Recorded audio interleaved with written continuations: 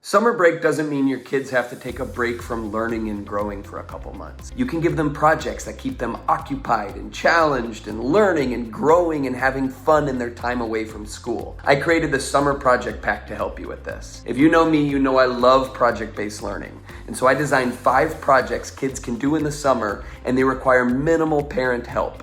I've got an 11 and a 9-year-old at home, and I plan to use these projects all summer long to keep them playing in the woods and creating, and really to keep their brains active throughout the whole summer. There's a DIY museum project in there, a backyard wildlife documentary. Kids can make a storytelling podcast, start their own small business in your neighborhood, a boat building challenge using natural materials. With each project, the instructions walk you through what your kids need to do, how to make it really authentic, and I provide planning sheets and resources for each project. Your kids are gonna love this, and I think you're gonna love it too.